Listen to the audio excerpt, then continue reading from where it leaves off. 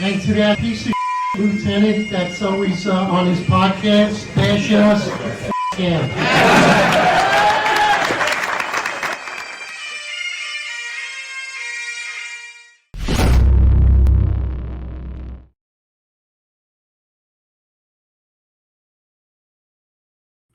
Ladies and gentlemen, welcome. New York's finest Retired and Unfiltered Podcast. Thank you for joining us again today. We have our good friend with us, Helen Q.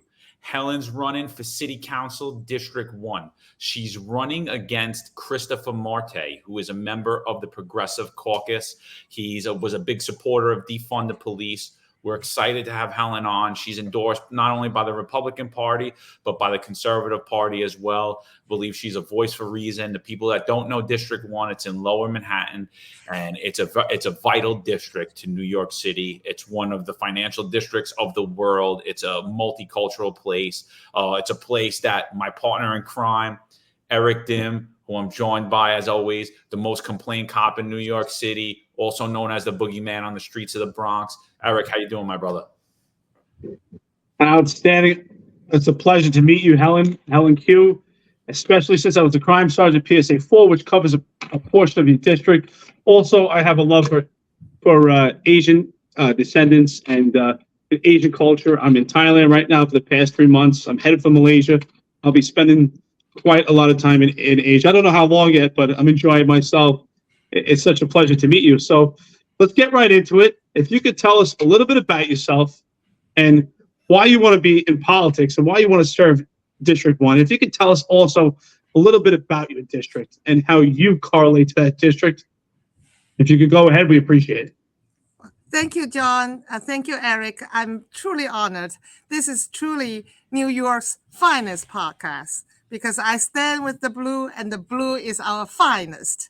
And I want to show you that my honor, my gratitude to your service. And I think when I'm elected City Council District 1, I will restore such respect to our frontline responders and our NYPD. And this is what we should be. Thank you. So I'm very honored to be here. Thank you, Helen. No, I appreciate that. It was very nice of you, and that's one of the things that we're trying to accomplish at this podcast. And we're trying to find friends for common sense and for the police, because there's not many of them today in politics. So like Eric said, where'd you grow up? And then what led you to now where you're like, hey, I got to run. I got to do something about this. Yeah, I was born in China. Not that far from Eric's visiting place, Thailand. I was born in China and I grew up in southern China, the city Guangzhou or Canton. If some of you have eaten Cantonese food, yes, that's where I came from. And Canton was famous for dim sum, so that type of Chinese food was from my hometown. And I grew up there and had my my bachelor's degree in electrical engineering in Zhongshan University. It's one of the top 10 universities in China. And then I came to United States as a graduate student. So I work as a tutor in University of Illinois when I was a graduate student. And I move on to become engineering a program manager, managing multi-million dollars. So from that aspect, I truly think America is a land for people who are willing to work hard, who are willing to put their heart to it, and then build a team with other fellow Americans and fellow immigrants. I am a legal immigrant. I waited for over almost 3 years to get my green card for the company to prove to the immigration office that they need to hire me to advance their business. And they tried to hire American citizen, but they couldn't obtain one. So they need to have that process to prove, which I think is very fair, because if America within the pool of citizens, they already find someone, then they should let the job go to an American citizen first, which I fully support, as an immigrant, I fully support let American be the first to receive a job opportunity, to receive benefits, to receive support, to receive training. So I think that is a very dignified way things to do. So that is very different from my opponent who wants open border, who wants to put non-citizens first. So yeah, that's one aspect about my journey in America. And from that point on, I got my master's degree in engineering. So it gives my candidacy a very practical aspect of approach. In my view, we have too many advocates in our city council. And in fact, in almost all level of government, we have a lot of advocates, but we lack of practical solutions. We lack of engineers. We lack of people in construction. We have people in business, but that's not enough. We need practical solutions. We need people who wants to see results, not just talk about how to do things. And a lot of times our passion will be very different when it's being executed on the spot. So I think I take the sanctuary law, for example. We are very passionate. We want to help out people who are in need. And I am fully in echo with that. I'm a Christian pastor. I can say I love to be compassionate. But when the compassionate is not met with sufficient funding and is not met with sufficient vetting of the people coming into our border, then our compassion is being misplaced and it becomes dangerous. So right now, the border issue is not only financial challenge, a social challenge, but also a national security challenge. Thank you. Oh, absolutely. John, you want to jump in? No, I was waiting for you, but yeah, Helen, if I agree with you 1,000%. I mean, it greatly affects public safety, not only in your district, but in the entire city. I think Eric Adams' stance on the right to shelter law, I don't believe he's interpreting it correctly. I don't think that it applies to people who have illegally crossed the border. I believe it only applies to New York City residents, which they are not.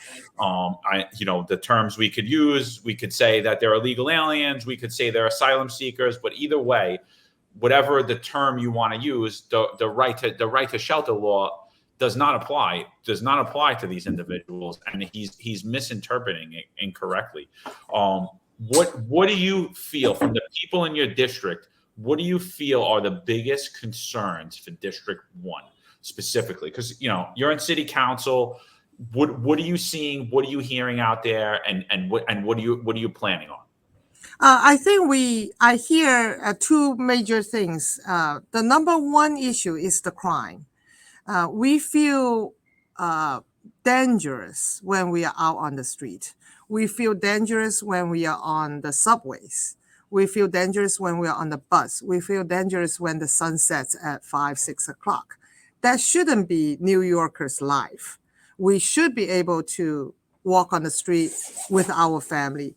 Our children should be able to play on the streets with other friends. Right now, we do not see that. And I give you a couple examples. One is in Fulton Street. There's a Burger King near Fulton and William. And that has become a drug den. And I visited several times, and I see in my raw eyes what is going on there. They blatantly exchange money and drugs at that location with no concern whatsoever. And you would think when people conduct criminal activity, they at least have the conscience to hide it, right? They try to hide it from public. They don't want people to see. But these people, they are so emboldened that they even doing it during broad daylight, 24/7. So you got to ask yourself, why are they so emboldened? Why do they not feel any shame? So that's one aspect. The other one is the shops, either a deli shop, a mom and dad bodega, or CVS, Duane Reade, or some other shops, Sephora, makeup shop, and Victoria's Secret, very famous women's shop, clothing shop. They are closed because they cannot handle the theft and robbery. They like robbery. Today, you can grab a garbage bag or maybe your backpack, and you just go to Duane Reade, and they already locked up. Even toothpaste are locked up at some places. Can you imagine a toothpaste is being locked up? What kind of city is this? Is this New York City? Do you pay $5 million to live near Duane Reade where toothpaste is locked up? This is a shame for our city, and it has to change. So they just blatantly use their screwdriver or even their raw hands, some of them are very strong, to break open that lock, and then put the toothpaste inside their backpack. And then they do their morning inventory run, and then they took the inventory and sell it in parks. I have a park near here, 2 parks near Chinatown. They just sell it there.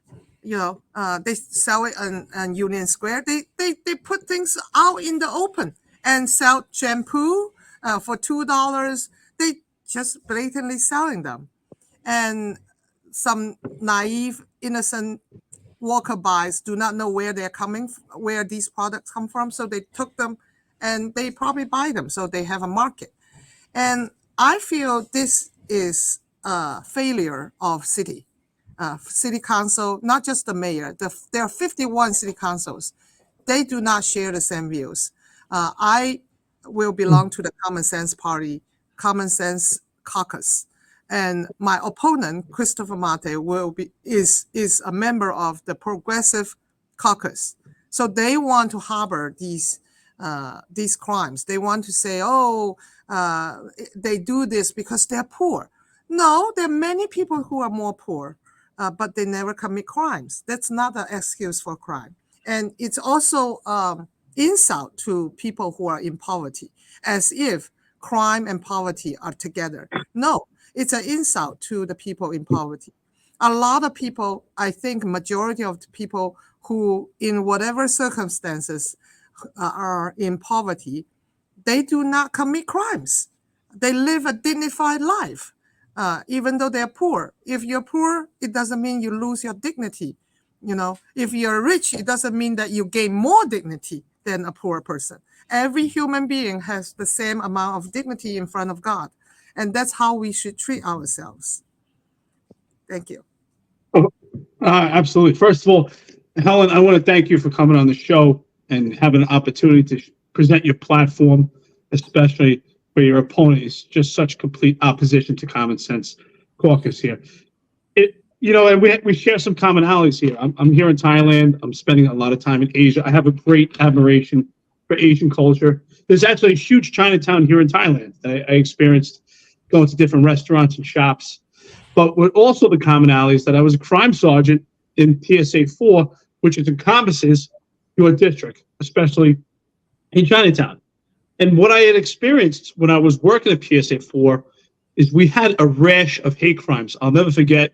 And if any of my team members back there are listening, I know they remember this right now because they were all pissed off. Their lives had gotten changed upside down, but it was for the better good. We used to work 6 at night to 2 in the morning. And we had agents getting attacked. We had a hate crimes task force just because they were Asian. So we ended up working at 9:30 at night to 6 in the morning for about a year. So some of the guys, they were really upset we had to change our tours, but it was for the better good. But that was back, I would say, about 2011. And that's when we had a lot more support in the police department, especially from our New York City Council. We even had less of a targeted civilian complaint review board than we do in comparison to now. And we were really at the thick of doing intrusive police work, especially myself and my teams. So right now in your district, you and I had spoke offline, and you said it's getting even worse. So what's interesting also about the Chinese community is I've met a lot of people in Thailand from China, and they live in China and they're here vacationing.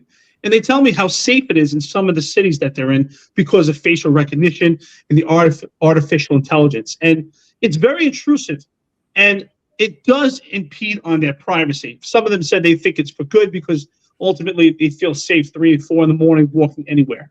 Now, I'm not saying it has to be to that point, but what do you think we need to do in your community to make sure it's safe, especially when you tell me that you think it's worse right now, especially from these hate crimes, because it's a very dynamic area.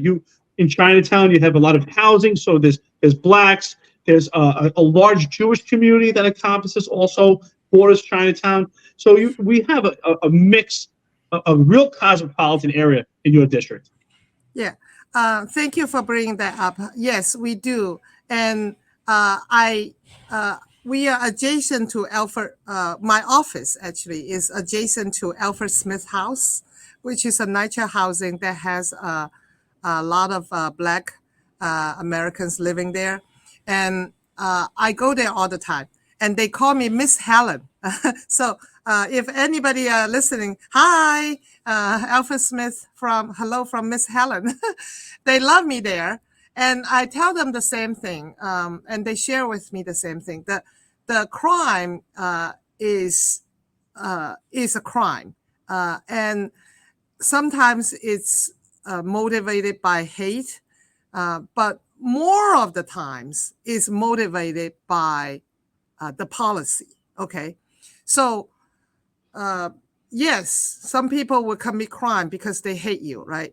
But more because I can commit crime to you because I can get away from it. I think that is a bigger, much, much bigger motivator than for the fun of committing crime because you are from a different race. So I think I acknowledge, some crimes are hate crimes, but nonetheless, they are very small amount. The larger amount is just general crime. And it happened that it's you are there and then I commit crime to you. So it's about the policy.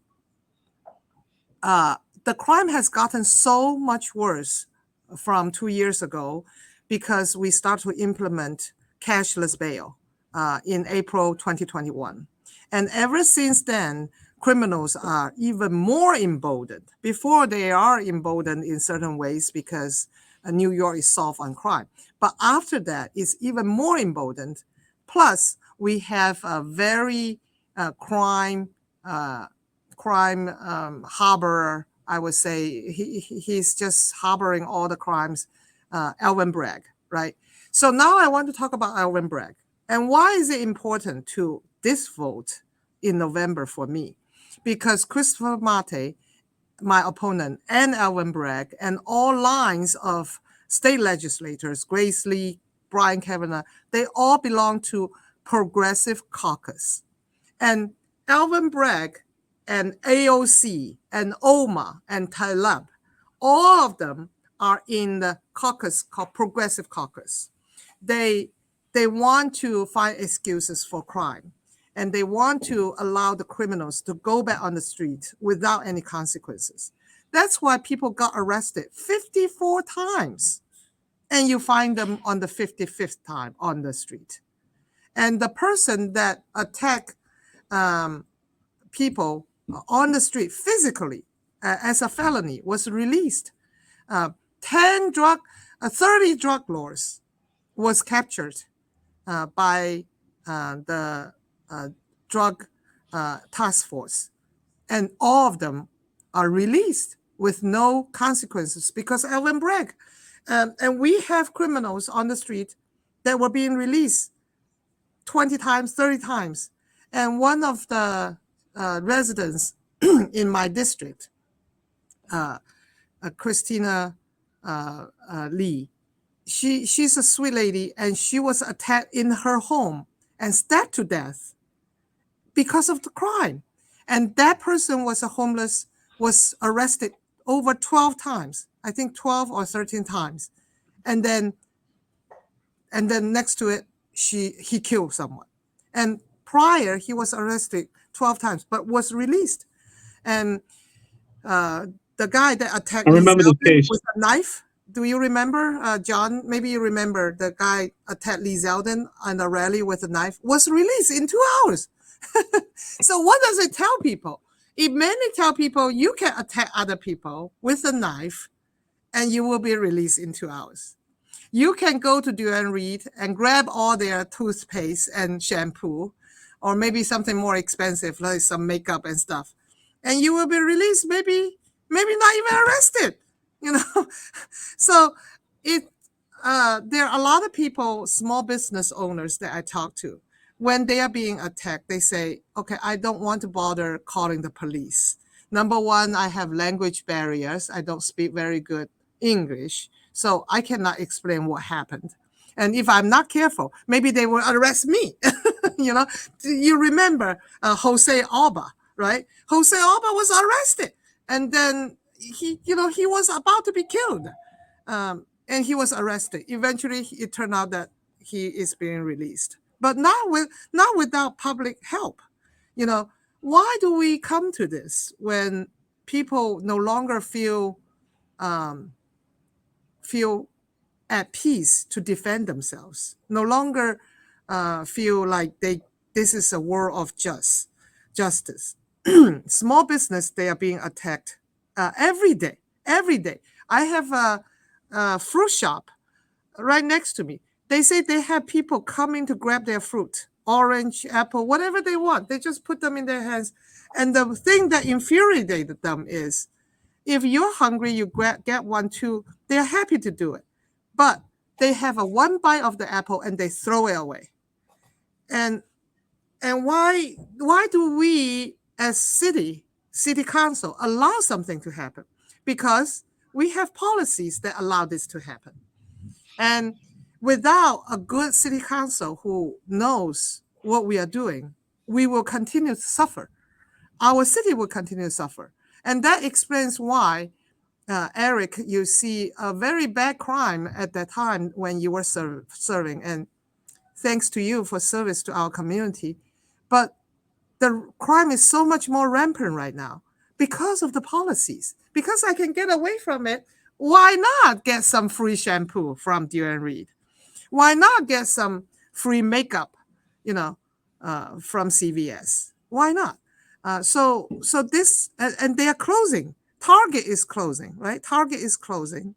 And a lot of shops are closing because they cannot stand this.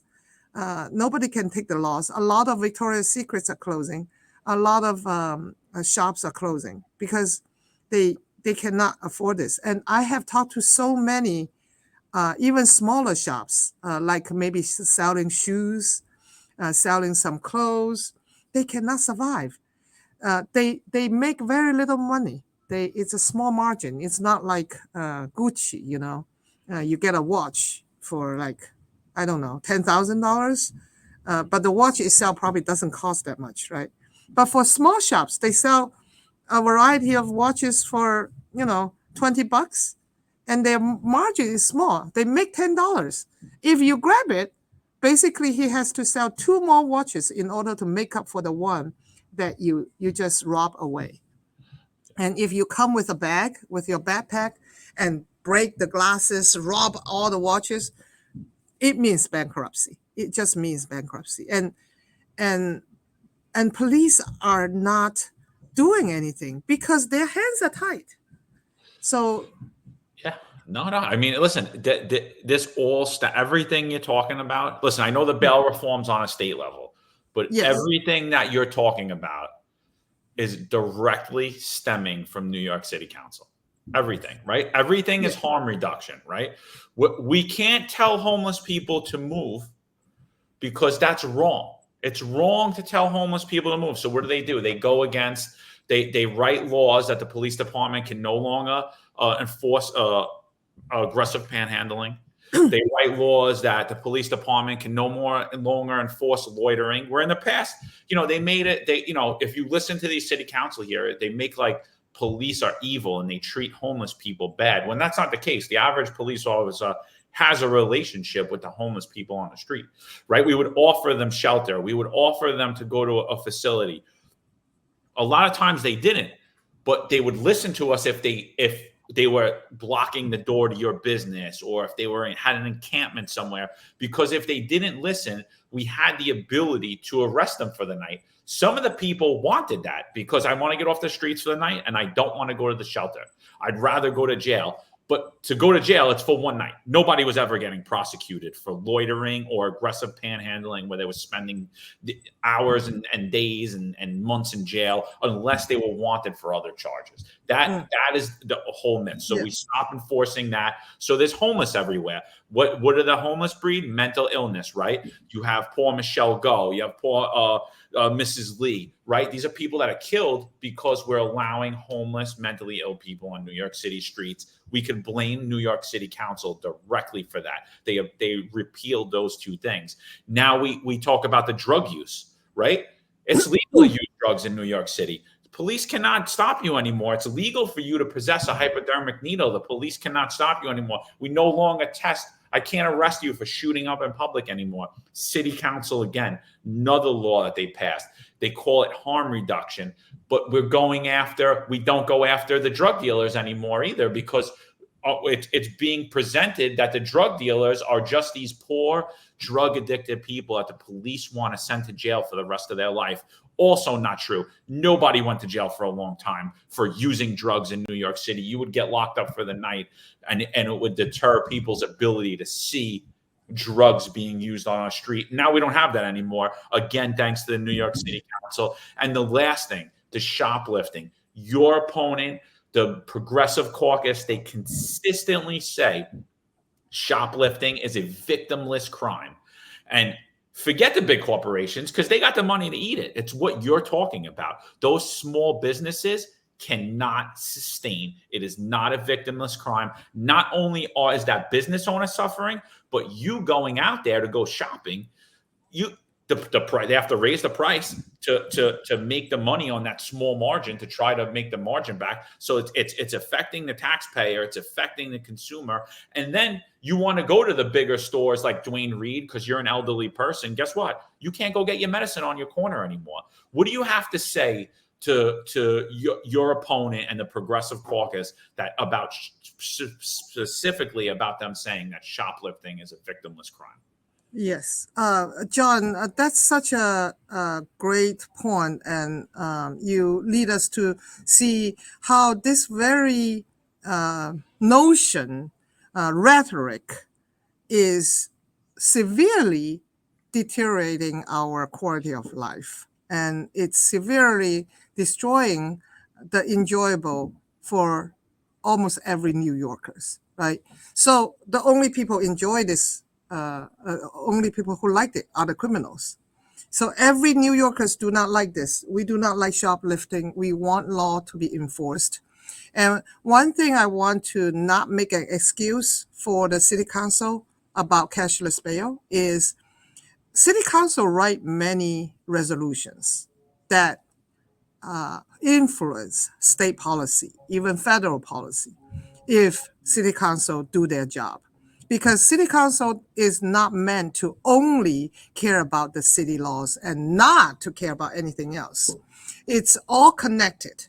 And what Progressive Caucus does is they have a streamlined operation from the federal, AOC, Omar, Talib, pushing to the state legislation, Grace Lee, for example, in my district, and then pushing through city council, Christopher Mate in my district, for example. So it's a streamlined process. They know they need it to be streamlined. Otherwise, the law is not going to pass. If the state do not pass that law, the city would not suffer. But the state passed that law, the city suffers. And if my people suffer, I have the right to defend for my people. And do not tell me it's a state law. We will influence it and make sure the state changes. Otherwise, we will take means. Maybe I will say, don't come to my district. You are hurting my district.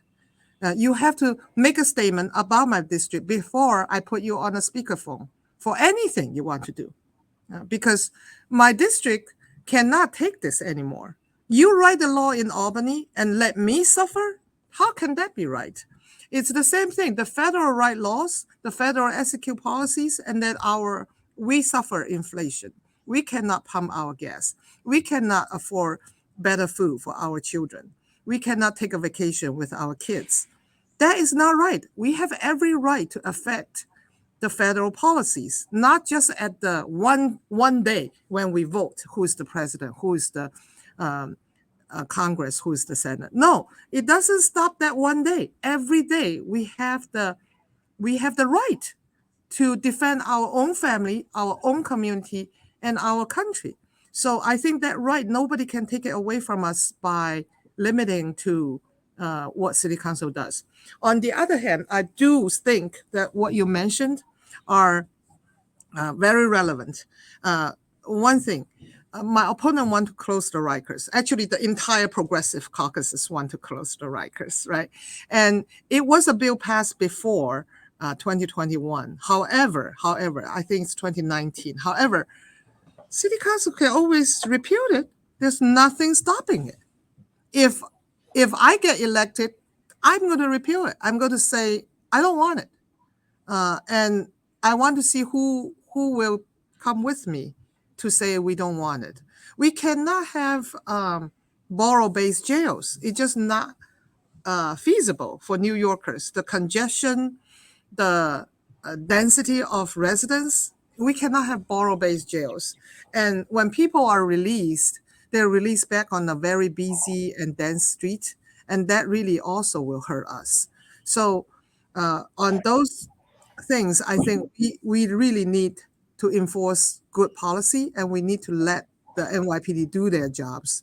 And the NYPD should tell the City Council and tell the state legislatures and say, look, if you do not change laws to protect us doing our job, to protect our community, maybe you shouldn't come to have a photo op with us. You know, why? Why do I give you the photo op of, as if I support you? No, guess what? NYPD is not supporting anybody, but they have the right to defend themselves. I think they have the right to say, we make a statement. I have to check with, actually, John and Eric, you guys can tell me, can NYPD make a statement out and say this particular law is making our officers not able to do certain job? Can they say something like that? Absolutely, they can. Absolutely. Yeah, so that's my point. But they won't. Because they're politically appointed. That's why how important it is to elect someone that are willing to do it. I don't know why they won't do it. Maybe like what you said, like what I just said, like a streamlined operation, right? So you cannot stop the operation. Helen, I can tell you why. I can absolutely tell you. Well, it's interesting that you say that, because John and we've been attending monthly meetings at the CCRB virtually. And there's never a representation there from the NYPD, and they should be there. Yeah. The NYPD fails. It's an epic fail when it comes to leadership for standing out and telling the public, hey, in order for us to have your best interest in public safety, we have these progressive laws that are inhibiting us from doing intrusive police work. Intrusive police work is the bedrock, the foundation of policing that actually curbs crime, and we can't do it. Why don't they do it? I'll tell you. For some, it's poor leadership, and most, it's because it's self-serving. Most of the management that we have in the NYPD is paving the way for their offspring or for their own careers. It's not about public safety. It's about them first. And that's why John and I are speaking out. That's one of the contributing factors that is really contributing to the crime out there. We've heard Chief John Schell speak out and say that the perception of crime doesn't correlate with the actual crime, and that they need to sell this narrative to the public. It's interesting what you talk about. I've heard everything that you say here. And you said, without us even speaking about it, completely independent from one another, that you felt the change of crime within the past 2 years. And John and I have actually, John specifically, I have to give John credit, he puts out the actual CompStat sheet from the police department showing the data in comparison to the past 2 years. The police department has bragged about a reduction in crime, some about 4% in specific areas. These are small measures, but they're only talking about the major felony crimes. They're not talking about the quality of life issues that you're talking about, the shoplifting, They're not talking about the homelessness, the drugs that you're seeing in your area. And I know I worked at PSA4. There was a high substance abuse then. There's meth clinics that are in and around your district. And also, it's much more even prevalent now. You have vending machines. You have them enabled.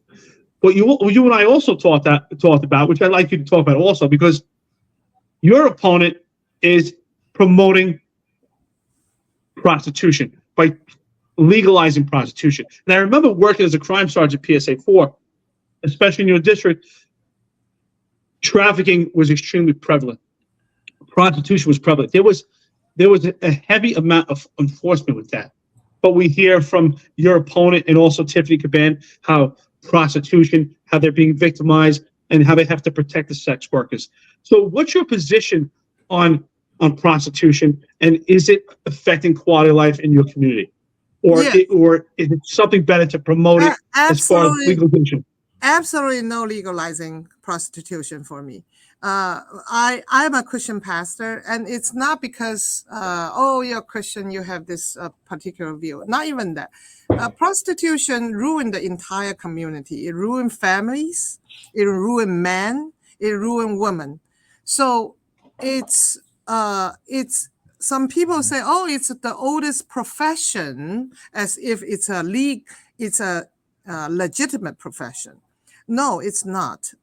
It's hurting young children, young men and young women, and it become a den of trafficking. And a lot of women are being forced into prostitution, and they are being forced. And when they are being forced, they almost have no way to get out of it, because the debt, the situation, how they can make money to get out of it, it become almost a bottomless pit that they're being thrown into. It's just so horrific. And for a city council to even entertain the idea of legalizing a potentially dangerous trafficking activity is unfathomable for me. And I think it's a moral obligation for every voter to vote out every progressive caucus member, and my opponent included, because their mind is corrupt.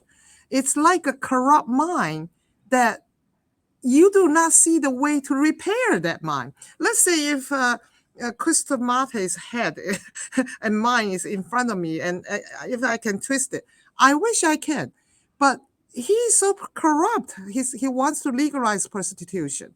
He wants to allow limitless termination of pregnancy, even to the day of birth. What kind of corrupt mind will you think a baby on the birthday versus the baby the day before? In his mind, you can abort the baby the day before the birthday, and it will be okay for him. I cannot fathom such mind. And then he wants to legalize all the smoke shops. We have so many smoke shops next to playgrounds, next to housing projects, next to nursery homes, next to children's schools. We cannot have all these smoke shops there.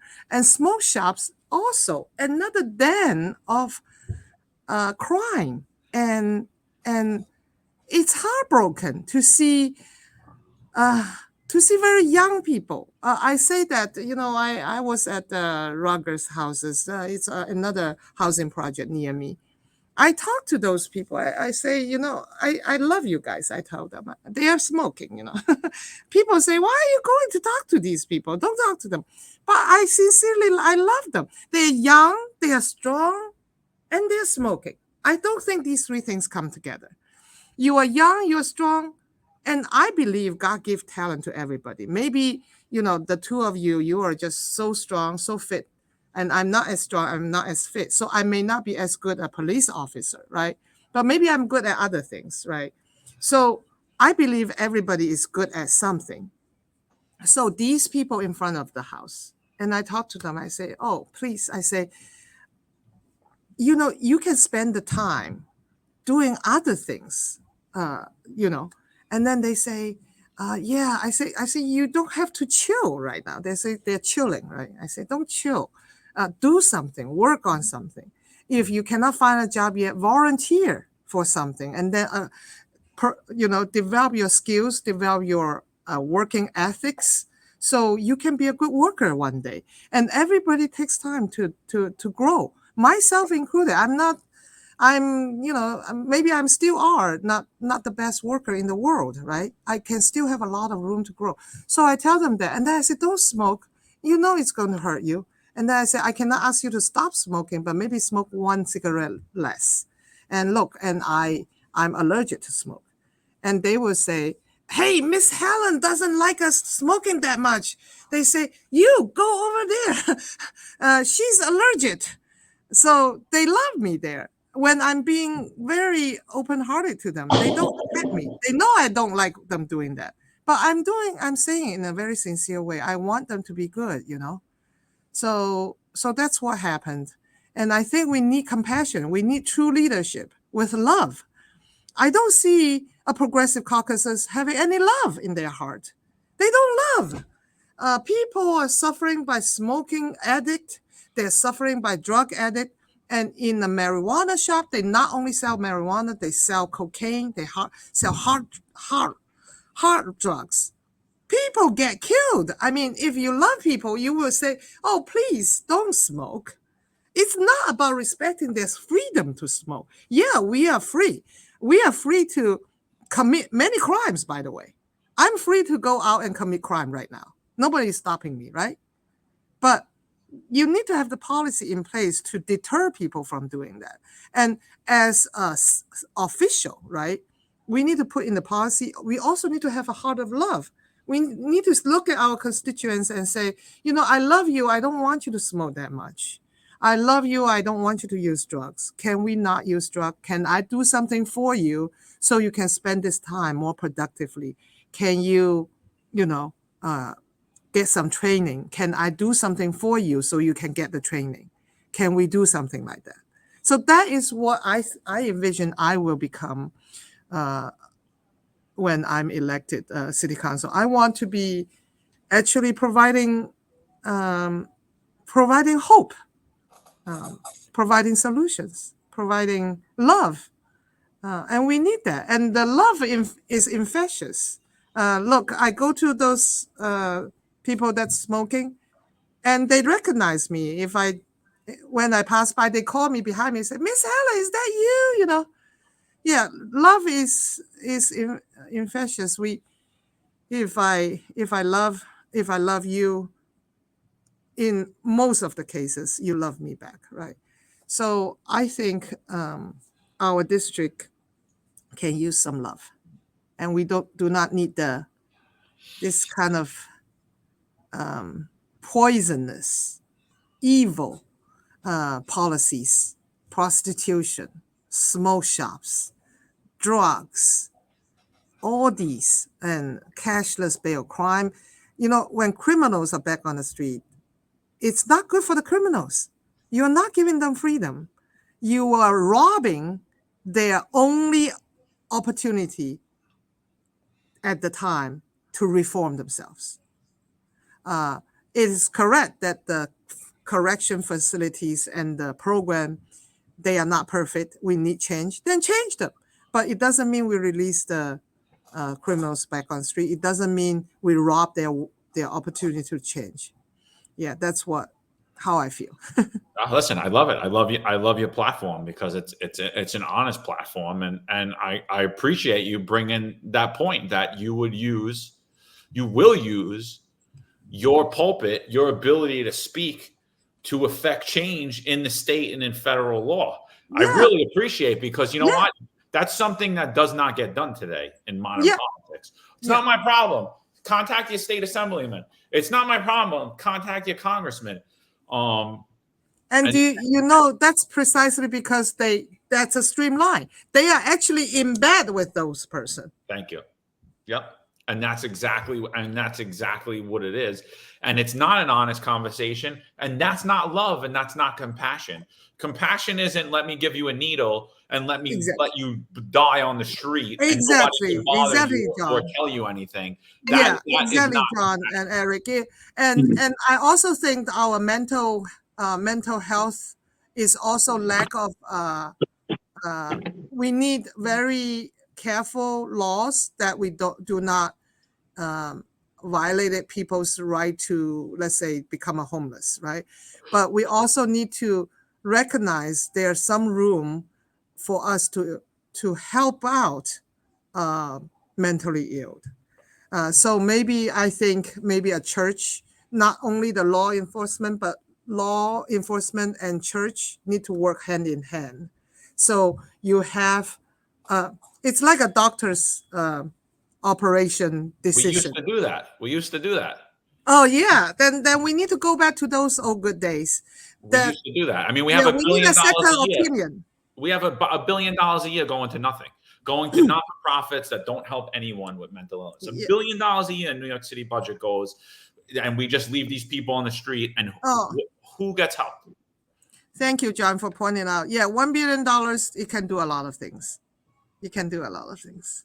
You know, yeah. And the other thing I just wanted to point out is you mentioned smoke shops.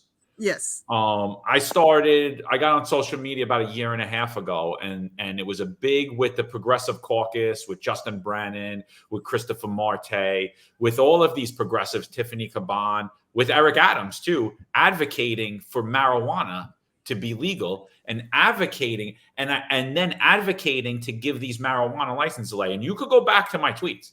Yes. I literally said, how is this going to work if there is no way for you to regulate this under the law that you're advocating for? And not within 3 months of this becoming law, it's a complete disaster, and they cannot regulate the smoke shops. So now they're blaming it on, this is all city council, by the way, they passed this law. Now they want to create a law to go after the landlord.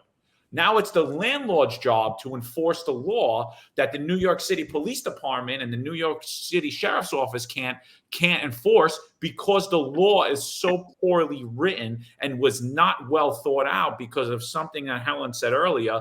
These people are incompetent. They wouldn't get an entry-level job at McDonald's, never mind an engineering job, never mind becoming a police officer, a paramedic, a firefighter. We need to start electing real people. Helen, I wanted to ask you, open border policy. It's something that the Democrats in New York City love. They love and support open borders, but yet they're attempting to get the migrant crisis under control. Can they rectify the two? Can you support open borders and get the migrant crisis in control? What's your opinion?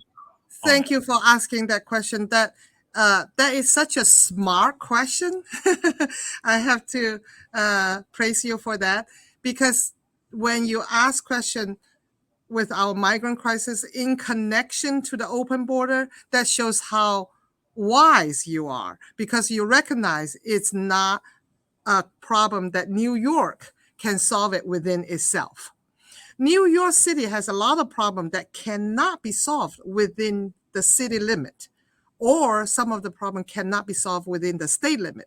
And this particular problem is a New York problem because the migrants are coming to New York City. However, the solution is not in New York City alone. The solution has to go back to the border. Everybody that passed through the border do not stay in the border town. They come to New York City and many other major cities, Chicago, Los Angeles. So for this very reason, I went to Texas, a border town called Eagle Pass, and another border town called Crystal City. I went to Texas last week. I went for a few days to talk to the sheriff there, to talk to the people business there, to talk to the officials there, their judge, their county mayor. I talked to them to find out exactly what's going on. And the moment, I think human beings, we need to see in order to immediately conceptualize. The moment I see the vast long border in front of me, I immediately understood no barbed wires, no walls can protect our border, because people will scale anything. They will. It's 5 layers of barbed wire. They crossed it. 5 layers. They die. It's a rapid running river. People walking across, die in the river. Every day they pull out like 3-4 dead bodies every day. But people rather die. And I don't know what will make them do that. That's another issue. But no physical border can stop border crossing. And and a lot of illegal drug trafficking, human trafficking. There's one town, Crystal City, every day they have smugglers. And smugglers coming from different cities, Austin, Houston. They came over, they don't get prosecuted. So that's another thing. So it's about their policy. The policy allowed them to cross the border, and they just pass through. A lot of them are giving some money. And guess where they go? New York City. New York. Yes. After they came, they stay. They don't leave. And it becomes New York City's endless problem. And who are we to say that they cannot receive full benefits, full medical benefits, full education benefits? And most of them are very low skilled. So they cannot make enough money to pay for the expenses they are going to receive. So that become New York City's physical crisis. And I will end Century City law. I will end how it's being applied to the migrants. So that's one thing I will do. But that's not enough. I will rally support to pressure the federal government to have zero tolerance in the border. Otherwise, we just cannot change the law quick enough to adapt to the people on the street in New York, and they are not leaving. They pass through the border town, and then they come to New York. They stay in New York. Well, I say it all the time. When you cross the border, it's like watching a football game and you cross the 50-yard line. But to get to the touchdown, you go to New York City. Yes. So you did say that, yes, New York City can't fix this alone. Correct. But New York City also threw gasoline in the fire because, yes, we have open borders. It's a huge migrant crisis, flood the entire country. But New York City created this funnel for them when they cross the border to come to New York City. Their signs say food, shelter, potential work. We have immediately, you go to Roosevelt Hotel, you go to a 5-star hotel as soon as you go to New York City. If you're crossing the border and you came from a country of extreme poverty, a third world, where are you going? You're going to New York City. They made it extremely attractive. So, yes, they didn't start the problem, but they exacerbated the problem. And a problem that's just out of control. And Mayor Eric Adams says it himself now. It's not sustainable. But yet, we haven't closed the lid. I say it all the time. It's almost like if I took a Snapple bottle and I cracked out the entire bottom and I'm pouring water and I'm like, well, I'm pouring water inside my bottle. Why is it still leaking? Because it's open. So Exactly. They created this problem. And the leak is so much greater than what federal government can supply. And it's the job for the federal government to have a good border policy. And only zero tolerance. Zero tolerance means if we arrest someone, if they're not United States citizen, then we send them back where they come from. And we foot the bill for sending them back. But that's comparative to that live on our soil and the expenses that may incur. It's a small piece. And that is part of the expense that we need to take. But the policy will protect our country and also protect our city. So during this time, have you seen your community, your district in particular, affected by the migrant crisis as we speak? Yes. If you remember, about maybe less than a month ago, Staten Island have many big rallies, right, to protest against migrant center being built in their midst. And guess what? That was August, September timeframe. But my district starting to have migrants in December, last December. We already have them for that long. And guess what? When we have them, that is a historic architecture on 231 Grand Street, Grand and Bowery, right? And guess what? My opponent, Christopher Mate, wrote a letter to our community and say, if you don't welcome them, you are xenophobia. You are racist. Before we even say a word in the You got to be kidding me. You got to be unbelievable. It's like before you even speak, they already slap you. And I thought that was so offensive. And they say that to the Chinatown community. I felt it's so offensive. It's insane. So, yeah, and we have a lot of others.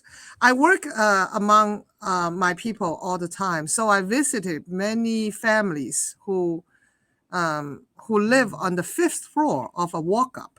And he's already over 70 years old. His knee is not doing well. So when he climbed up 5 flares, it's very difficult for him. And I visited their family. I know how difficult it is. He was so slow. I followed him and it took like, a long time. And I visited another lady. She lived in the rear of a building. So what she needs to do is she needs to climb up and then go down to the 2nd floor and then go down and then pass through a little courtyard space and then climb 3 flares to her room. And she tell me, and there's no rail, by the way, at the courtyard. And so she tell me it's so dangerous in the winter because the courtyard will have a layer of ice.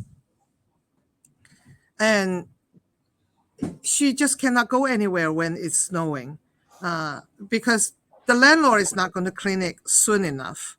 And can you imagine an old lady fighting with the landlord and say, come here, otherwise what? Otherwise you want to move out? Okay, move out. They live in a lower rent apartment, right? So that is the reality of many of my constituents. And another couple, they have waited to live in a Michelama building for over 18 years. So we need to build more Michelama buildings, affordable housing. The Democrats always promise, we are going to more affordable housing. It never showed up.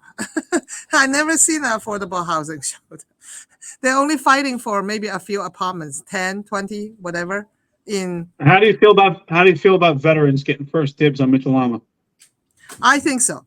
I really want them to get the first dip. I really want a lot of senior, like 85 years and above, they should get the first dip. And then young people, we wait for the second round. So we need to take care of not just veterans. We need to identify who they are and let them be the priority. They serve our country with their life, and their family serve our country with their life. So we need to honor them. I think nothing can show enough appreciation, and to let them be the first to receive housing is just the right way to go. Another thing I want to mention is if a veteran suffers mental illness, then they might need a different treatment. Because living in an apartment building may not be a good thing for them. Maybe they need to live in suburbs, have their individual cabins, so they have more open space. I have talked to many veteran homeless, and they tell me they do have housing. They don't lack of housing, but they cannot live in it because they just, their mind is hurting them. They say they stay outside because they need it to be open space. So I'm thinking we need to provide sufficient care for them to be in the open space. So maybe it's a state solution. We can go to the state and maybe a different area in the state can house some of the veterans and have like individual cabins at the nice and build the state like a resort. We have developers build resort all the time. Why can't we build a resort for our veterans.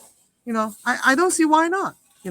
And today people can purchase a resort apartment, right? You can purchase a 1-bedroom, 2-bedroom. They try to sell it to you for a reasonable price. So that is the money we can spend for the veterans. Yeah. So No, so I Helen, think- Helen, I was going to ask you, what we're going on an hour. Yeah. What do you think? What do you want to tell the voters? What's the biggest difference between you and Christopher Marte, and why should the residents of District 1 vote for you over Christopher Marte? I am a graduate from Columbia University and Harvard University. So I hope I will bring practical solutions. I have been an engineering executive for over a decade, and I have experience managing multi-million-dollar projects, managing different departments who have different interests. And I work with people. My career, after my engineering career, I have been a Christian pastor. So I have worked as a pastor for over 15 years, and I work with families in crisis. I think New York is now in crisis. Whenever in crisis, we need someone with compassion and love, and not propaganda, not protests and advocacy. That's not enough. We need real solutions. So I think on that front, I'm different from my opponent. He's megaphone and shouting person. I'm not. I want to give solutions. And secondly, I think I advocate for good things for our city. I do not want. I want to keep Rikers open and reform any area that's make Rikers not as good as it should be. But we have to keep it open. We cannot have borrow-based jails. And we must provide real affordable housing, Mitchell Lama, for our seniors and veterans, and maybe wounded warriors, wounded NYPD. Yeah, I think we need to stand firm for them first. And I want to stop migrant crisis. I want to stop the open border. And my opponent wants to he wants to keep the border open, and he did not do the numbers for how much it cost. So I think for dignity, for safety for our families, vote for Helen Q. Vote for hope, vote for change, vote for dignity for our city. Helen, I approve your message. One thing you said that I really love is that what you're saying is tough love, because I believe that tough love is actually showing love, right? What you're saying earlier, when it comes to our kids, our children, if we found out our kids were on the verge of diabetes, we wouldn't house our entire kitchens with cookies and snacks. If we, and that's why I feel that your opponents and other progressive leftists on the New York City Council, they're enabling people for bad habits and just creating more bad behavior. That's not helping them. You need tough love. And what you said also is a message that I love. Your opponent is screaming, shouting, and yelling with the bighorn. And what you're saying is that you want to show solutions. Teddy Roosevelt said it best. Walk softly, carry a big stick. And that's what you're saying. I approve your message. Helen, thank you so much for coming on here and presenting your platform. I love your smile. I love to talk with you more. I think that you have a great platform, and I can tell that you actually care, because tough love is true love. Thank you so much, Eric. You summarized it so well. Maybe I will use it on my campaign slogan: "Tough love with Helen Q." There you go. I like it. That's going to be a podcast. Eric. That's going to be a podcast. Tough love with Helen Q. Yes, I love it. Thank you so much, John. No, listen, we appreciate You're the finest, indeed. We appreciate you coming out. Could you just tell our viewers where we could find you, yes. donate to your campaign, to my campaign campaign you on office. social media? My campaign office is in 1 Division Street in New York, 10002. And my website is helenqiu.com. And you can find me on Twitter at Helen number 4, NY. Thank you so much. I'm very honored to be with the finest, with my finest hour. Thank you. Great discussion. Ladies and gentlemen, we'd like to thank the great and powerful Helen Q, New York City Council, District 1. Get out there, tell your relatives in District 1, vote Helen Q. We'll be back Thank at you. Both now. Thank you for the shout out. Law enforcement professionals dedicate their lives to serving and protecting our community. But who's protecting their financial futures? That's where Laidlaw Blue comes in. Our wealth management platform is specifically designed for the law enforcement community. Laidlaw Blue is a division within Laidlaw Wealth Management, run by retired New York City detective John McDermott. His status as a retired detective uniquely positions him to establish a deep connection between Laidlaw Blue and the law enforcement community. Our platform is easy to use and provides a range of financial services, including investment management, retirement planning, and insurance solutions. With Laidlaw Blue, you can secure your financial future and provide for your loved ones. Our team of experienced financial advisors understands the unique challenges and opportunities that law enforcement professionals face. We're here to help you navigate the complexities of financial planning and achieve your goals. Laidlaw Blue. Secure your financial future today. Book a meeting using the QR code displayed or call us directly on 888-901 Blue. That's 888-901 Blue.